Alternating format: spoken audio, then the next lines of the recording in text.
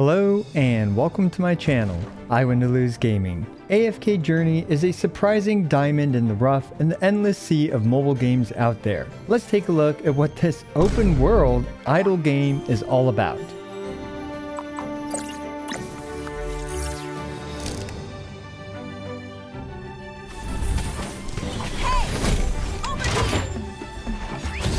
To kick things off, this game is surprisingly an open world game.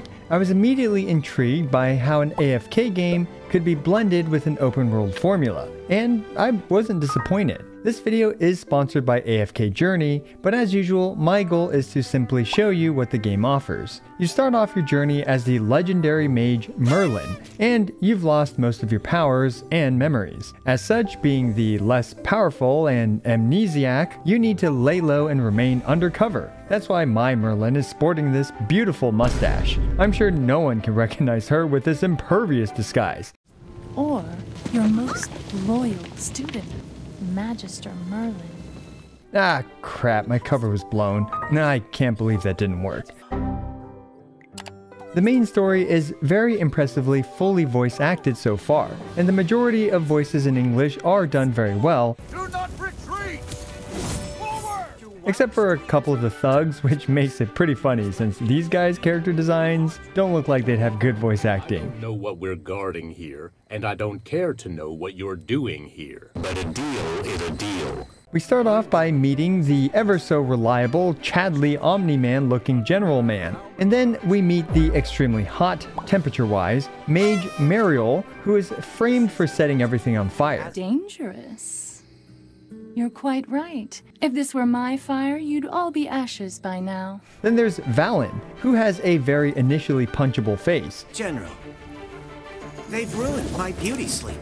This will cost you extra. Who has actually quickly become one of my favorite characters. What nonsense are you spewing, insolent wretch? Although that still doesn't change how punchable his face is. And if you think Valen's face was punchable, well, we meet literally the most punchable face in all of fiction, Franz. And where did this bottom feeder come from? Impertinent scoundrel! Begone! AKA Sir Noble Turdface. Normally I'm skipping through gacha game stories, as I just transform into one of those bobblehead drinking birds that continuously press the space key, yet somehow I ended up being invested into the local agricultural issues of growing grapes in Ryham. Who gone dumb planted them mind-controlling grapes and set fire to a town of innocent and wholesome villagers just so they could grow more grapes? Seriously, whoever did this deserves to get their face punched. Impertinent scoundrel! Anyway, AFK Journey starts off with an engaging story, with characters full of expression,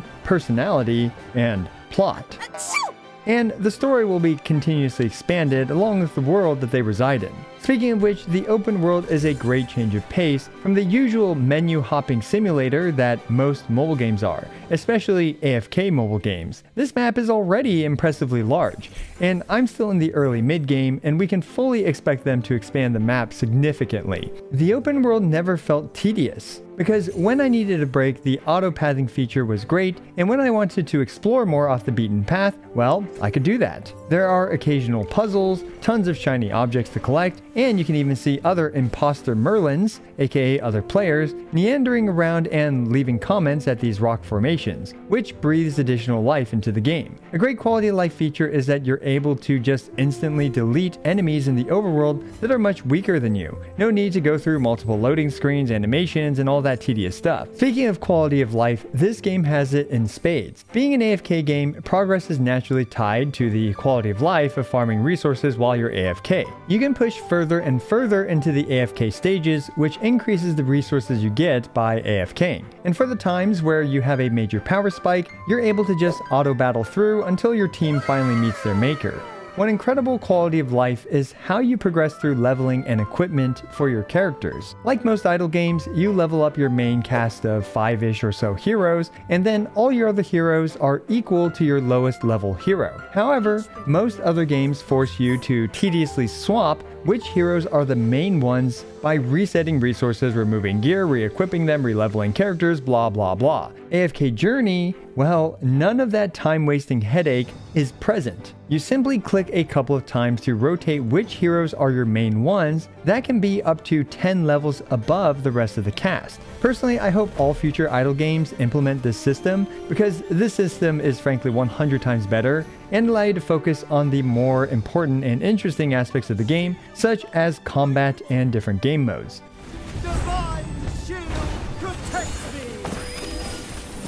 Speaking of combat, if you're familiar with AFK Arena, you'll feel right at home with AFK Journey. You pick your squad of up to 5 colorful characters, and you as Merlin will be at the sidelines supporting your team. Positioning, roles, character kits, and element/faction, I believe as they're called, will all be important for you to consider. AFK Journey has 6 main factions, with 4 of them countering each other in a typical counter circle, and then the rarer Hypogean/Celestial factions, which do their own thing. And sometimes in combat, the arena that you're fighting in might have some terrain to deal with different types of walls and explosives and flamethrowers that will have significant effects on what heroes are good. Now, most of the time you can sit back, relax, and enjoy the spectacle of your diverse cast of heroes spamming their ultimates. But there are also battles that force you to think and actually use your noggin. Auto combat can handle most of the content just fine. However, there are times where taking control is helpful, as you can time and conserve abilities to push your account a bit further.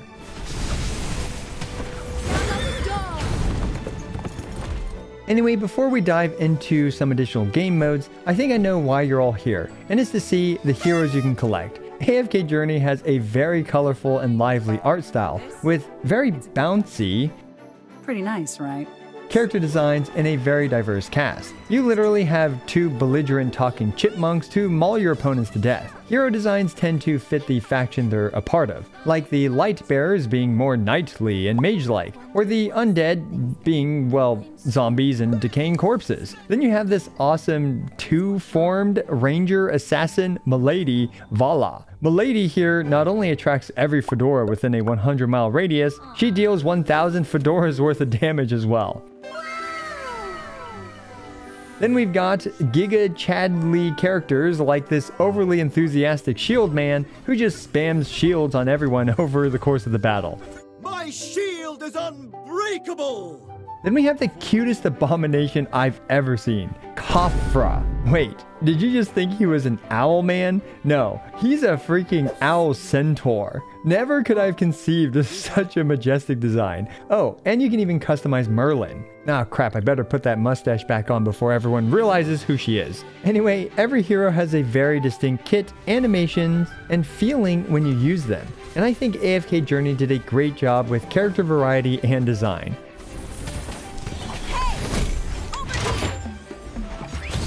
Now at this stage in the game, which is still probably the early mid-game, I've experienced most of the game modes, and I'm only able to comment on these game modes from an early to mid-game perspective. There's your standard arena mode where you pit your strongest team against AI-controlled teams of other players. Then there's a raid mode called Dream Realm, where you need to tank and spank these gigantic monsters as hard and fast as you can. We have a labyrinth mode as well, where you go through, get random buffs, and have a super overpowered team, or a super not overpowered team if you picked a bunch of wrong buffs, by the end of it to obliterate the final boss.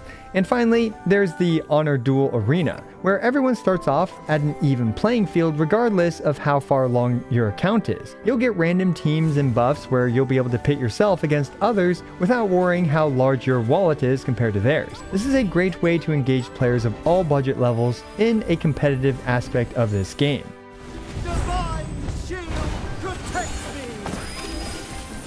And this brings me to the next big question. How free-to-play friendly is AFK Journey? Well, as a free-to-play player so far, it's been undeniably fun. Sure, I certainly won't be beating any whales in the arena anytime soon, but that's just something I frankly don't care about. I'm able to gather the arena and guild currencies without much issue, which I can then spend on character dupes. That's right, you heard me correctly, character dupes. Initially when I started playing, I was turned off by how many dupes you needed to ascend your character, but this actually ends up being very manageable since you're able to farm for character dupes through various game modes, and just after a few days, I've already gathered almost enough currency to buy a couple dupes. Certain characters aren't available to be farmed like this, and yes, it will take quite some time to max a character, but knowing that as a free-to-play player, that you can even max limit break any of these characters by simply playing arena and guild missions is very encouraging, and it's very frankly free-to-play friendly. And if you're worried about getting the character in the first place, well, you'll literally get every single hero in the game. That's at least currently in the game, completely for free, simply by logging in for, well, let's be real, a long time, but the fact that you'll eventually get all the heroes like this is pretty unprecedented. And I've already done a ton of summons. Supposedly we get around 200 plus summons or so, but I haven't been counting, but yeah, it's been a ton. And the thresholds for getting a guaranteed S rank hero are low in comparison to other gacha games, being around 30 to 60 pulls depending on the banner. This makes it fairly easy to get the character you want, but it is difficult to max the character you want through pulls alone, since you do need a lot of dupes. In fact, we have two different banners where we can choose what heroes we want, which will help expedite the process for maxing out any specific hero. Combine that with the fact and the ability to farm for most of the heroes via arena and guild, and I do think it's quite achievable to max multiple characters in the long run, even for free-to-play players.